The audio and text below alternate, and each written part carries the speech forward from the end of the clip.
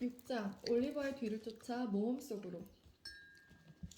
늑대들한테 목이나 물어뜯겨라. 사익스가 이를 갈며 중얼거렸다. 나라면 더 거칠게 울부짖게 만들었을 텐데. 사익스는 사나운 본성에서 나오는 절박한 목소리로 으르렁거리며 무릎 위에 부상당한 아이를 내려놓았다. 추적자들이 어디까지 쫓아왔나 싶어 잠시 돌아보기 위해서였다. 날이 어두운 데다 안개가 자욱하게 끼어서 눈앞을 분간하기가 어려웠다. 하지만 남자들의 고함 소리가 공기를 갈랐고 경고 종소리에 흥분한 이웃개들이 짖는 소리가 사방에 울렸다. 이 겁쟁이 놈아 그만 멈춰! 사익스가 토비 크랭킷을 향해 힘껏 소리쳤다. 토비는 기다란 다리로 이미 저 멀리 달아나고 있었다. 멈추라고! 사익스가 계속해서 소리를 지르자 토비가 딱 멈춰섰다. 아직 권총이 사정거리에서 벗어났는지 안심할 수 없었고 사익스가 농담이나 하고 있을 기분이 아니라는 것을 잘 알았기 때문이다. 좀 거들어야지 돌아와! 사익스가 동료를 사납게 부르면서 소리쳤다. 토비는 짐짓 돌아가려는 행동을 보이며 천천히 걸어갔지만 나지막한 목소리를 헐떡거리며 그다지 내키지 않는다고 중얼거렸다. 얼른! 사익스가 아이를 도랑에 눕혀놓고 주머니에서 권총을 꺼내며 외쳤다. 나랑 장난칠 생각하지 마! 바로 그 순간 소음이 더 커졌다.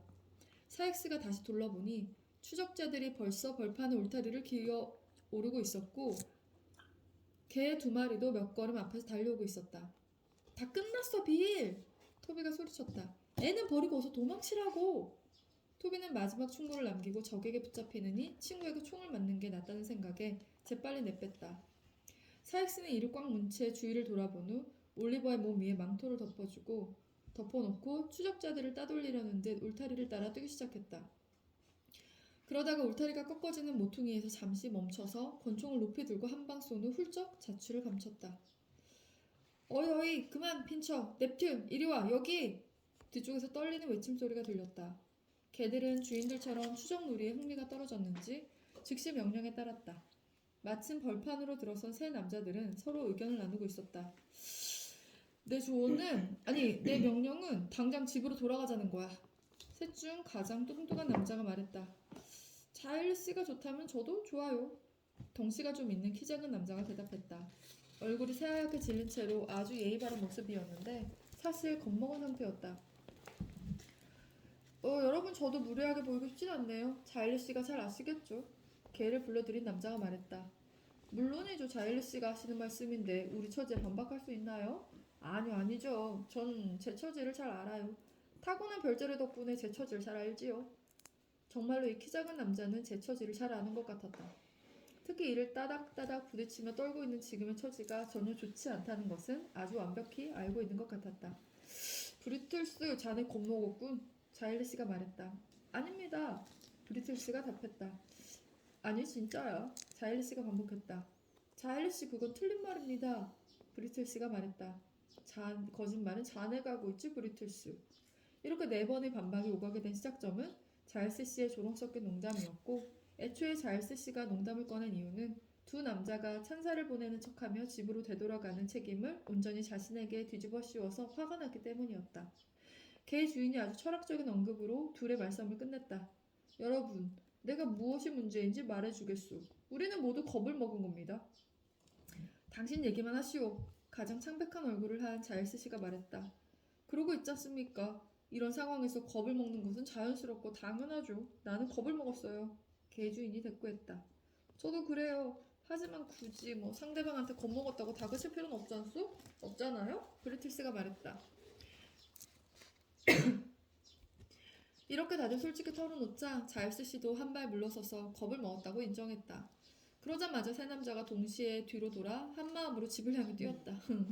그러다가 갈퀴를 들고 뛰느라 가장 숨을 헐떡이던 자일스 씨가 잠깐 멈추자고 했고 아까 성급하게 말을 꺼낸 것을 사과했다. 하지만 정말 대단하지 않나? 사람이 피가 들끓으면 못할 일이 없을 것 같으니 어쩌면 누군가를 죽였을지도 몰라. 그 도둑놈들 중 하나를 붙잡았다면 말이야. 자일스 씨가 해명을 마친 후 화제를 돌리며 말했다. 나머지 두 사람도 비슷한 감정을 느꼈고 이제 흥분이 가라앉아서 그 이유가 뭘까 추측을 해보았다. 난 뭐 때문인지 알겠어. 그 울타리 때문이었어. 자일스 씨가 말했다. 어쩐지 그런 것 같아요. 브리틀스가 수긍하며 고개를 끄덕였다. 내 말이 맞을 거야. 그 울타리를 보자마자 흥분이 가라앉았거든. 고개를 기어오를 때 갑자기 차분해지더라고. 자일스 씨가 말했다.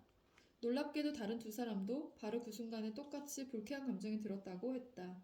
셋 모두 도둑놈들이 시야에 들어온 바로 그 순간에 감정의 변화를 느꼈기 때문에 그 시점은 명백했고 그 원인은 울타리 때문인 게 확실했다. 이는 도둑들을 놀라게 한 두 남자와 바깥에서 자다가 개들과 함께 깨서 추적에 동참하게 된 떠돌이 땜장이 사이에서 이루어진 대화였다.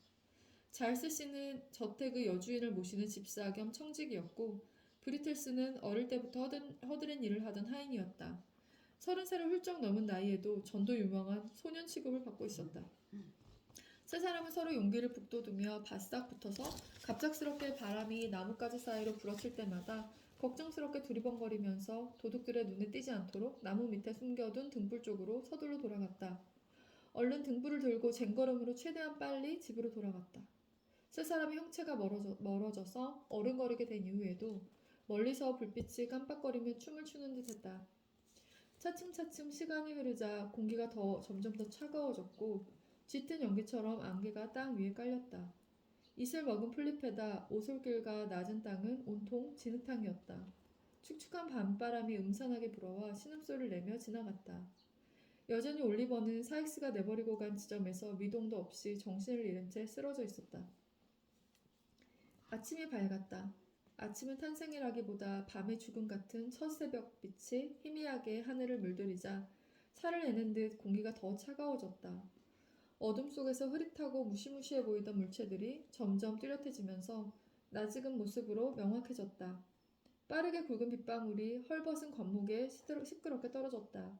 하지만 올리버는 세차게 때리는 빗줄기를 느끼지 못했다. 여전히 진흙 위에 누워 의식 없이 뻗어 있었던 것이다. 드디어 고통에 찬 나지막한 신음소리가 정적을 깨뜨렸다. 아이는 신음을 흘리며 정신을 차렸다. 아무렇게나 숄로 감싸놓은 왼팔은 묵직하게 늘어져 있었고 숄은 피에 흠뻑 젖어 있었다. 올리버는 힘겹게 몸을 일으켜 세우고 나서 도움을 청하려고 힘없이 둘러보다가 또다시 고통에 찬 신음을 내뱉었다. 추위에 지쳐서 온몸에 마디마디가 시렸지만 일어서 보려고 안간힘을 다했다. 하지만 머리부터 발끝까지 벌벌 떨다가 푹 주저앉고 말았다. 그렇게 정신을 잃었던 올리버가 다시 정신을 차렸다. 저릿한 가슴 통증에 이대로 가만히 있다가는 죽을 거라는 경고라도 받은 것처럼 두 발로 서서 걸어보려 안간힘을 썼다. 머리가 어지러워서 술 취한 사람처럼 비틀거렸다. 그래도 올리버는 머리를 가슴에 푹 숙인 채 더듬거리며 앞으로 나아갔다. 이제는 머릿속으로 갖가지 당황스럽고 혼란스러운 생각이 몰려들었다. 여전히 사익스와 토비 사이에서 걷고 있는 것 같았다. 두 도둑이 화를 내며 서로 싸우는 말소리가 귓가에 들리는 듯했다. 그러다가 올리버가 넘어지지 않으려고 애를 쓰며 주의를 기울이면 자신이 그 둘에게 말을 걸고 있었다. 어느새 전날처럼 사익스와 둘이서 걷다가 그림자 같은 사람들이 스쳐 지나갈 때 사익스가 손목을 꽉 쥐는 느낌이 들었다. 또한 갑자기 들리는 총성에 놀라 뒤로 물러섰다. 커다랗게 외치는 고함 소리가 허공에 울렸고 눈앞에서 불빛이 번쩍거렸다. 온갖 소음과 난리법석이 펼쳐지자 어떤 손이 올리버를 급히 끌고 갔다. 이렇게 빠르게 흘러가는 환상들 사이로 뭔가 흐릿하고 불안한 통증이 솟아나서 끊임없이 올리버를 괴롭혔다. 이렇게 올리버는 비틀거리면서 거의 기계적으로 말뚝과 대문, 울타리 사이를 기어서 지나쳤다. 마침내 길이 나타나자 또다시 큰 비가 퍼붓기 시작해서 정신을 차릴 수 있었다. 둘러보니 그리 멀지 않은 곳에 집 한 채가 있었다. 거기까지라면 충분히 갈 수 있을 것 같았다. 저 집 사람들이 올리버를 불쌍히 여겨 동정을 베풀어 줄지도 모르고 그렇지 않더라도 사람들이 있는 데서 죽는 게 외딴 벌판에서 죽는 것보다는 낫다고 생각했다. 올리버는 마지막으로 안간힘을 다해 비틀거리며 집 쪽으로 발걸음을 옮겼다. 집에 가까이 다가갈수록 전에 본 적이 있다는 느낌이 들었다. 자세한 기억은 안 나지만 건물의 형체와 특징이 어딘가 낯설지 않아 보였다. 저 정원의 담장. 지난밤에 올리버가 무릎을 꿇고 두 남자에게 자비를 빌던 그 풀밭이었다. 바로 그들이 침입하려던 저택이었다. 올리버는 이 저택을 알아본 순간 어찌나 겁이 났는지 다친 몸에 아픔도 잊은 채 오로지 도망칠 생각만 했다. 도망이라. 겨우 서 있기도 힘겨웠다. 설사 힘이 있다고 한들 여리고 여린 몸으로 어디로 도망칠 수 있단 말인가. 올리버는 정원의 문을 밀어보았다. 문은 잠겨있지 않아서 활짝 열렸다. 올리버는 비틀거리며 풀밭을 지나 계단을 기어오른 후 약하게 문을 두드렸다. 그러고는 기진맥진해서 현관 기둥에 기대어 푹 쓰러져 버리고 말았다. 때마침 자일스 씨와 브리틀스, 땜장이가 부엌에서 차를 마시며 간밤의 피로와 공포에서 벗어나 기운을 회복하고 있던 참이었다. 사실 자일스 씨는 아랫사람들과 그다지 친밀하게 지내는 편이 아니었다. 고고한 상냥함으로 대함으로써 아랫사람들을 만족시키면서도 자신의 우월한 사회적 위치를 각인시켰던 것이다. 하지만 죽음과 화재, 도둑질은 모든 사람을 동정하게 만들기 마련이었다. 그래서 자일스 씨는 부엌 그 난로가에 다리를 쭉 뻗고 앉아 왼팔을 식탁에 기댄 채 오른팔로 도둑 사건을 세세하게 묘사하며 설명하고 있었다. 주방장과 하녀를 비롯한 청중들은 숨죽인 채 귀를 기울이고 있었다. 아마 2시 반쯤이었을 거야. 뭐 3시 가까이라고 해도 틀림없겠지만. 하여튼 잠이 깨서 몸을 뒤척이는데 여기서는 자일스 씨가 의자에 앉은 채로 몸을 뒤척이며 식탁보 자락을 끌어당겨 이불인 것처럼 덮는 시중을 했다. 무슨 소리가 들리는 것 같더군. 자일스 씨가 여기까지 말했을 때 주방장은 얼굴이 하얗게 질려서 하녀에게 문을 닫으라고 부탁했다. 그러자 하녀가 브리틀스한테 다시 부탁을 했고 브리틀스는 땜장이에게 넘겼지만 땜장이는 못 들은 척 딴청을 피웠다. 소리가 들렸다고. 처음에는 환청이야 라고 생각하고 다시 잠들렸는데 또다시 소리가 들리는 거야. 자일스 씨가 계속 이야기를 이었다. 무슨 소리였나요? 주방장이 물었다. 뭔가 부수는 소리 같더군. 자일스 씨가 주위를 둘러보며 답했다. 육두구 강판에 쇠막대기를 가는 소리와 더 비슷했어요. 브리틀스가 끼어들었다. 네가 들었을 땐 그랬지. 하지만 그때는 뭔가를 부수는 소리였다고. 난 얼른 이불을 걷고 침대에 앉아서 귀를 기울였지. 자일스 씨가 식탁보를 둘둘 말면서 말했다. 주방장과 하녀가 동시에 세상에 하며 탄식을 내뱉으면서 의자를 바싹 끌어당겼다. 지금도 그 소리가 또렷하게 들리는 것 같군. 누군가가 문이나 창문을 억지로 뜯고 들어오려고 하는구나. 어쩐다? 우선 저 불쌍한 브리틀스를 깨워서 목숨을 구해야겠어. 아니면 침대에서 그냥 죽음을 맞을 거야. 자기도 모르는 사이에 목이 잘릴지도 몰라. 라고 말했지. 자일스 씨의 말에 모두의 눈이 브리틀스를 향했고 브리틀스는 입을 떡 벌린 채 완전히 겁에 질린 표정을 짓고 있었다. 난 이불을 내던졌어. 자일스 씨가 식탁보를 내던지고 주방장과 하녀를 아주 매섭게 노려보며 말을 이었다. 침대에서 조용히 일어나 거시기를. 자일스 씨 숙녀분들 앞인데요. 땜장이가 조용히 어렸다. 아니 신발을 신었단 말이네. 자일스 씨는 땜장이를 돌아보며 단어를 강조해서 말했다. 장전된 권총을 집어들고 까치발로 브리틀스의 방으로 들어갔지. 브리틀스를 흔들어 깨운 다음에 브리틀스 너무 놀라지 마 라고 말했어. 정말 그러셨죠. 브리틀스가 낮은 목소리로 말했다.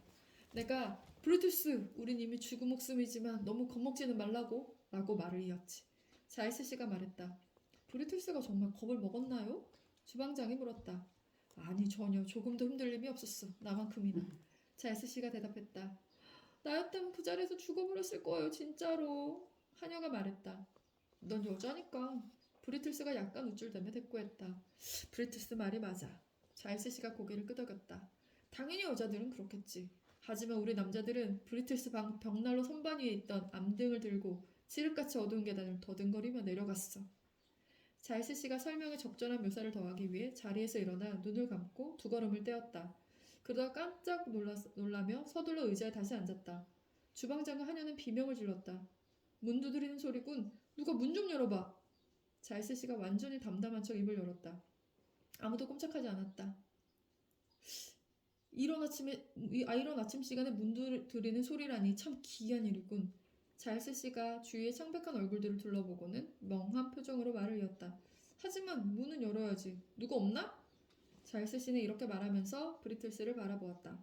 하지만 원체 겸손한 성격의 이 청년은 자신을 보잘것없는 존재라고 여기는지 자일스 씨의 질문이 자신에게 향할 리 없다고 생각한 듯 아무런 대답도 하지 않았다. 다음으로 자일스 씨가 땜장이에게 애절한 눈길을 보내자 땜장이는 갑자기 꾸벅꾸벅 졸기 시작했다. 당연히 여자들은 대상에서 제외되었다. 브리틀스가 문을 열 때 지켜볼 사람이 필요하다면 내가 그 역할을 맡도록 하지. 자일스 씨가 잠깐 뜸을 들이다가 입을 열었다. 나도 그렇게 하지요. 땜장이가 갑자기 잠든 만큼이나 갑작스럽게 잠을 깨며 말했다. 브리틀스는 졸지에 이 조건을 받아들이고 말았다.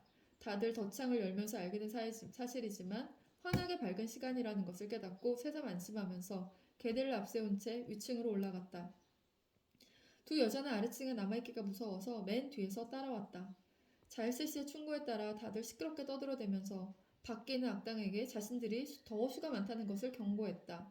더불어 이 천재 신사의 머리에서 나온 다른 책략에 따라 복도에서 개들의 꼬리를 꼬집어서 심하게 짖도록 만들기도 했다. 이런 예방책들을 세운 후에 자일스 씨는 달아나지 못하도록 땜장의 팔을 꽉 붙잡은 채 문을 열려 하고 명령을 내렸다.